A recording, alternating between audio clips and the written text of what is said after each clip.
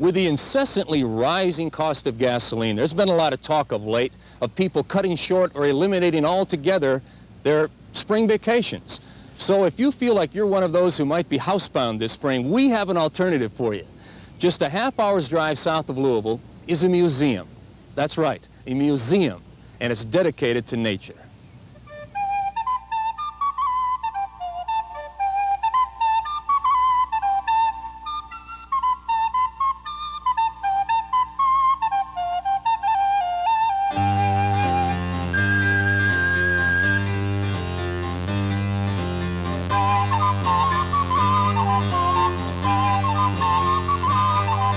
Thomas Jefferson had been dead for less than 50 years. In the small German town of Freiburg, a young man heard his father read the Patriot's words by candlelight, still vibrant, still as meaningful as when they were first penned.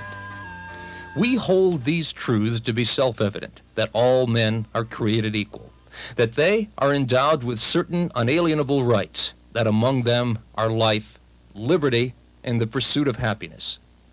The man would later say that it was those words that sparked his imagination, that convinced him to leave his native land and seek his fortune in America. He was 18 years old.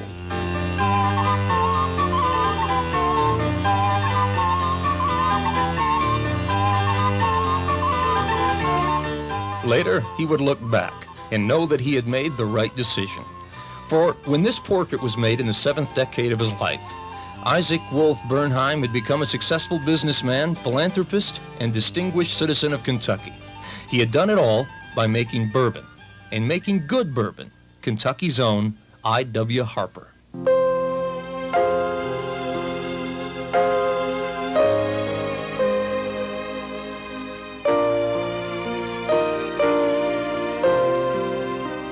Isaac Bernheim died at 96. For his family and undoubtedly for himself, he left this: a hooded goddess with outstretched arms overlooking his gravesite.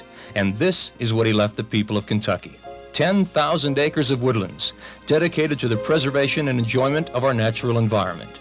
It was called Bernheim Forest.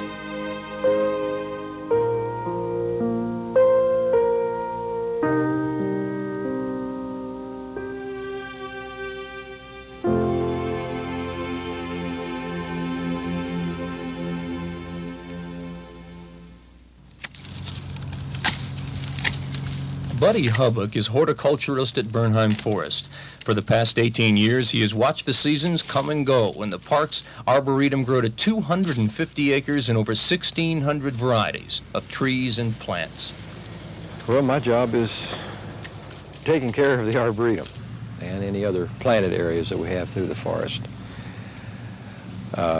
including spraying, pruning, just any maintenance, ordering plants, procuring plants, working with garden clubs or other organizations interested in horticulture.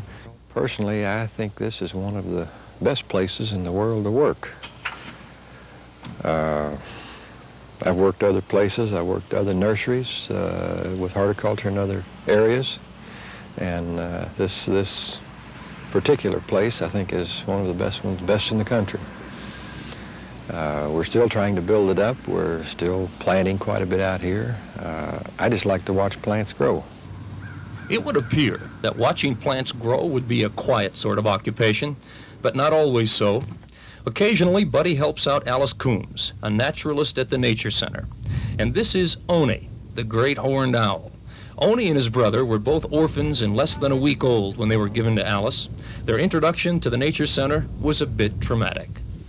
I took them back and forth home with me and fed them during the night. And they, at the same time I was raising these, I had a skunk, I have 3 skunks, and 2 deer and a raccoon in the car.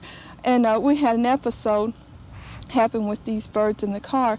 The deer jumped onto the box where the skunks were and they sprayed for the first time. And Ani, normally, he just, when we got here, we were all just almost choked to death, The smell was so strong in the car, and he was just hollering and bobbling his head. He was in terrible shape. But anyway, he took it to heart. Oni survived the skunk, but it is now a question of whether Oni, when released, will be able to survive by himself in the wild. Caged since infancy, he is just now learning to fly. With Buddy holding the tether, Alice coaxes the owl to exercise its wings.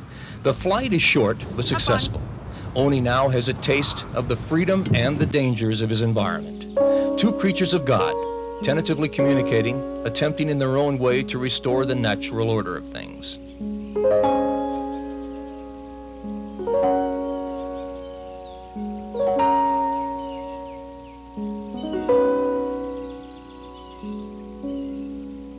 Time passes slowly at Bernheim Forest, yet the wisteria on these barren vines will soon be here, bloom, and be gone within a matter of weeks. And the fish in this lake will be wise to the ways of worms and anglers. Perhaps we should see it all again before the season is over. Thoreau said, "I went to the woods because I wished to live deliberately, to front only the essential facts of life, and see if I could not learn what it had to teach, and not, when I came to die, discover that I had not lived."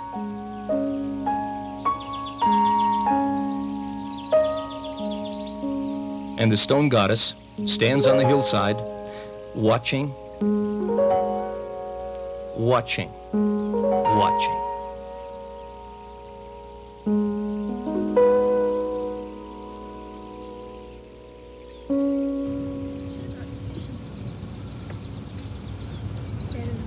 Now, as for Oni the owl, Oni will be released May 7th with a federal identification tag on his leg so they can trace his hunting habits. And everyone agrees it's a wise decision.